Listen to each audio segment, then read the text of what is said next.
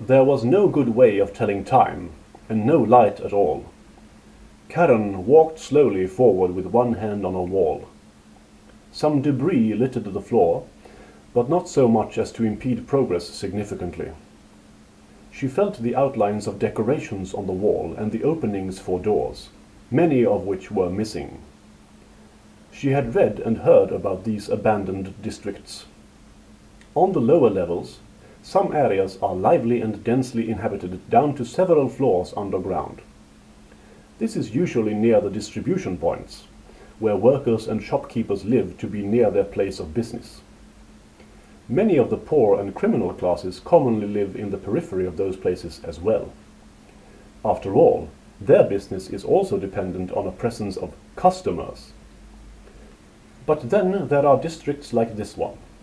Some of them have been abandoned for centuries. Sometimes one of them will experience a revival, if a fruitful business manages to establish itself anew in one of them. That mostly happens if a neighborhood above becomes popular, creating a greater need for servants and workers to live nearby, ergo below. But mostly they are left empty. Of course, there must be some people who make use of them, Karen thought. They ought to be excellent hiding places. That must be one reason why Alexia and her demon-summoning friends had elected to hold their rituals so near one. On Magnama, there are many kinds of sentient, near-incorporeal beings, most of which are referred to as spirits by its other sentient inhabitants. What spirits all have in common is that they are instinctive focus masters. That is because they live by absorbing energy directly from sources around them.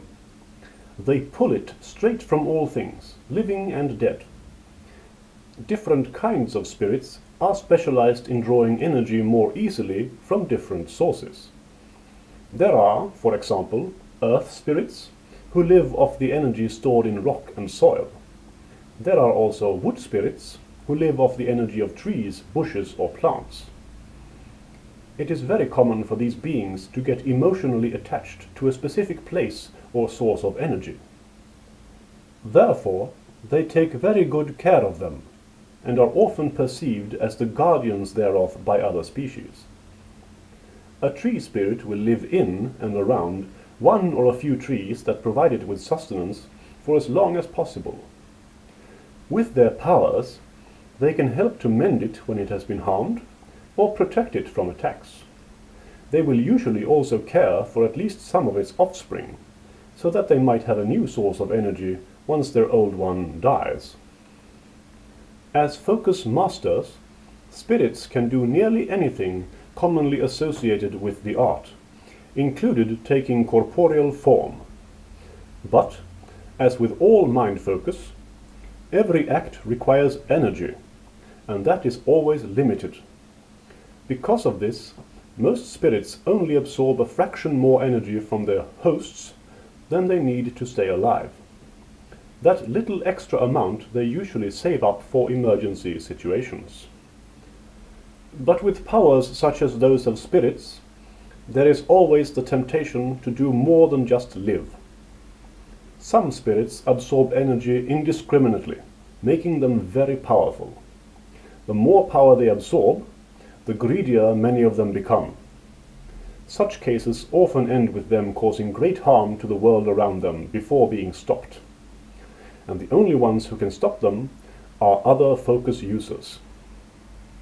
Such rogue spirits are called demons. But not all demons are so reckless as to rampage openly and risk annihilation. Some seek a sort of middle road, offering their services as focus masters in exchange for enough energy to satiate their current desire. Actually, it is not uncommon for benevolent spirits to offer services too, such as healing for a sacrifice. But they will only ask for a little more than what is needed to perform the task. A demon lusts for great amounts of power with every boon they give. The worst demand the life of another, so as to take all their energy in one instant. What had happened in the chamber with Alexia and her friends was a man offering nearly all of his carnal powers to summon the spirit called Bordel. To Karen, dealing with a spirit who requires such a vast and unhealthy sacrifice was terrifying. But only the sort of summoning which requires the taking of life, often called blood summoning, is forbidden in Arcaport. Therefore, what she had seen was entirely legal, explaining Alexia's openness about it. But it was not a practice condoned by the general public in any way, hence the secretive location. She wondered if it would not have been wiser to stay. Just because she had been so terrified, it didn't mean that there was actually something dangerous or evil going on there. Whatever the case, right now she just wanted to go home. Up until this point, Karen had proceeded in the conviction that she would eventually get out somewhere and be able to make her way home from there. But if she was really underground, she might of course walk for a very long time without seeing light again. There was a very great risk of getting permanently lost and starving then. She stopped and thought for a while. What were her options? Should she just turn around and try to walk back the way she had come? She had tried to keep a straight course, so there was a chance that she would be able to retrace her steps. But there had been several places where she had gone into a wall blocking the way forward. At those places she had turned either left or right, and then chosen the first path that seemed to continue in the direction she was originally travelling in. She doubted her ability to remember the correct order of those turns in the dark. Another option was to try and sleep or wait for a while. It was more likely that the sun would be up by the time she continued then. That would increase the chance of being guided by light filtering in somewhere. A third alternative was to shout for help. She tried to figure out the probability of attracting someone who would help rather than hurt her in this locality. In the end, it seemed to her that her best chance lay in trying a combination of all three. But before stopping to rest, she determined to follow the course she was on for as long as it kept going straight. It was a little while later, about 5 minutes in Karen's mind, that she thought she felt dizzy. It seemed like something was flashing at the corner of her eye, and so she stopped briefly. Was this a sign of sleepiness? Fatigue? She was hungry, tired and sore, but keyed up to alertness at the same time. Maybe taking that break now would be a good idea. She didn't relish the thought of staying still here, though. Apart from everything else, it was also getting chilly, and she doubted she would be anything but miserable and awake in her thin garments. In her bag was a water bottle and 2 small apples. Sitting down with her back to the wall she had been following, she took a small swig of water and started eating one of the apples. It felt good, and despite the chill, incited a sensation of drowsiness. Maybe she could fall asleep before she had a chance to grow cold. That might give her an hour's worth or so of slumber. Just as she was about to give in to that feeling, something flashed again in front of her. Now she didn't mistake it for dizziness. It was a reflection of light on a wall some distance away. As she was sitting with her back to the wall she had followed, this light came from a corridor perpendicular to her previous course. Karen watched the light.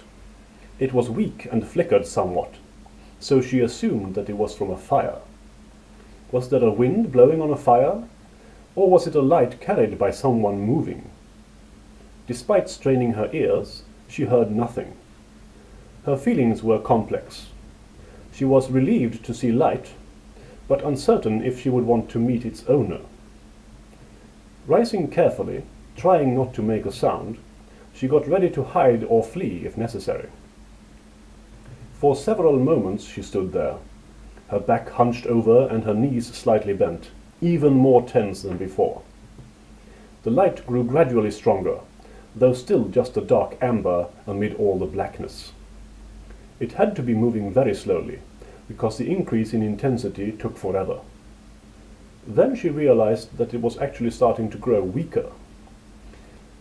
If it was a moving light, this must mean that whoever carried it had passed an opening which led to the wall she was staring at. Seeing the light slowly fading gave rise to a slight desperation in Karen. She mustn't lose the light. Setting off down the hallway, she tried to move silently but not too slowly. Actually, the fact that the light was moving away was a bit of a relief. The best scenario would be if she could sneak up on the carrier from behind and get a look at them. Then she could make a more informed choice on whether or not to reveal herself. In a few moments, she reached the wall which had originally reflected the light towards her. By that time, it had nearly disappeared. But from that spot, she could see it shine through a doorway down to her right. She followed it in this manner through a few shorter passages until she peeked out into another, longer corridor. Then she actually saw the light directly, about 70 meters down to her left. She caught a glimpse of a small group of people as they disappeared into another opening. One of them was holding a lamp. In that brief moment, Karen got an impression of people who were slight in build and moving with caution. This gave her a modicum of courage and reinforced her determination to get a closer look at them. In her eagerness, she hastened her steps somewhat, and was soon near enough to the light that she could see her surroundings clearly again. Then the light seemed to stop. It didn't flicker anymore, and she seemed to get closer to it very quickly. Peering around a corner, she saw a small oblong chamber with 3 other exits. On a wall, just beyond the furthest one, there were the diffused and distorted shadows of people standing in front of a light some distance away. Now, tiptoeing across that chamber, she hardly breathed at all, her entire frame seemingly quaking with every heartbeat. Just as her outstretched left hand touched the opposite doorframe, she felt something else touch her. A hand had gripped her right shoulder. A jolt of naked fear shot through Karen's entire body. Crying out inarticulately, she twisted around and jerked away from that touch in one instinctive motion, slamming her head and back against the wall behind her roughly. Pinning her firmly in place, up against that wall, was a woman, slightly smaller than herself. "Who are you?" demanded the stranger, her face contorted in a threatening scowl, her other hand in a fist, ready to strike. She had spoken in Akkadian, Karen's native language, but with a Sigrodian accent.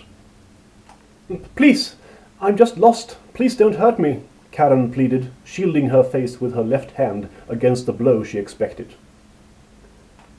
"Why were you sneaking up on us?" interrogated the other, fingers digging deeper into Karen's arm. They felt like knives. Something snapped there, and she cried out sharply. "Answer!" came a furious snarl in her ear.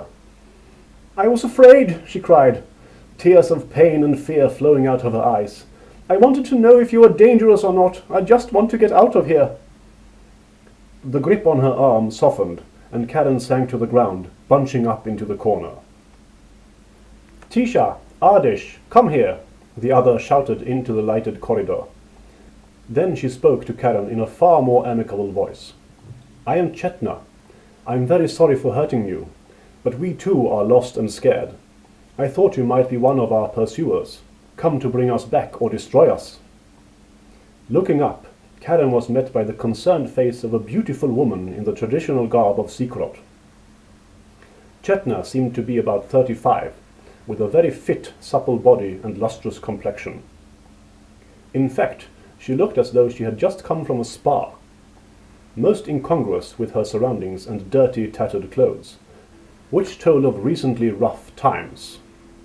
Her 2 companions, a boy and girl in their late teens or so, were more in keeping with the situation. Though both handsome, they were dirty and obviously scared and wary to the extreme. To Karen's surprise, they seemed afraid of her, despite her pitiable state. Chetna grabbed her again by the arm, but with a much kinder touch. I will just examine your arm to see if it is broken. Don't worry if it hurts. It did hurt, a lot, but Chetna's sincere face and competent manner calmed Karen. It's not broken, but your muscles are severely bruised. Unfortunately, I have no herbs with me to dull the pain. That shouldn't be a problem. Just give me a moment, replied Karen, getting a grip on her emotions. Now that the shock and fear had dissipated, Karen could concentrate again. She closed her eyes and focused on her arm. Yes, there were wounds there, and her bone, though not broken, was probably cracked. She identified the pain. It was like an iron bar jammed through her muscles. She dulled that sensation to a slight ache. There was also a bleeding internally. Slowing her heart rate, it stopped in a matter of minutes. Finally, she allowed herself the luxury of heating her entire body to a comfortable temperature for a few moments.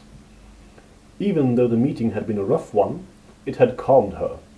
Meeting friendly people and seeing warm light had allowed her to regain some of her normal composure, and with that returned her ability to focus properly again. She could not keep warm like this forever, though, not if she wanted to preserve her strength. Opening her eyes again, she could see Chetna's eyes widen. You are a master of the art. May I know your name? Of course. My name is Karen, but I'm no master, only a student. As are you, if I'm not gravely mistaken. She smiled at the surprised Cyclodian. A slight but pleased answering smile played on that woman's face. How did you know? Oh, now that I look back on your assault with a clear mind, it is obvious. You are human and smaller than me, but you have the grip strength of a dwarven blacksmith. I verily believe that you could have torn my arm off had you wished it. It was good to see an amicable, smiling face. Karen rose again to a standing position, much encouraged. I got lost down here, fleeing from a group of people that scared me. Maybe that was silly of me. I don't know that they really wished to hurt me. What brings you here? We are fugitives from a labor camp in another part of these dungeons. Tisha and Ardish here came to find work in Arkaport. I came to study. They were misled into entering that labor camp willingly. I was abducted while exploring the lower parts of the city. I had only been here a couple of days then, and didn't understand the danger. The camp is a factory where we work hard around the clock to make clothes and carpets. Those are then sold here in Arkaport as imported goods from Seacrod. It is a horrible place where we are constantly mistreated in every way, so we made plans to escape. There were 17 of us who fled simultaneously, in small groups and in different directions. The idea was to increase the chance of at least one group making it out to alert the authorities. I don't know if any of the other groups made it, but we are lost. We have walked for what seems like days, and I have no idea where that camp is anymore. We have nearly no food left, and there is no more extra oil for the lamp. We probably have less than a day's worth of light left. Karen's heart sank somewhat upon hearing this. From her perspective, though, she was still better off than previously. Now she had company and, at least for some time, light. That is truly horrible, she replied to Chetna's explanation. I must, however, say that I am thankful for meeting you here. She shook them all heartily by the hand, learning that Tisha was the girl and Ardish the boy. They both smiled shyly at her. Well, I was just about to rest when I saw the reflection of your light there. What were your plans? We lost our steel during the initial part of our flight, so we have no way of lighting our lamp again if it goes out. We must keep moving for as long as it burns or be lost in darkness. I know what that is like. Let us not tarry then, but move along.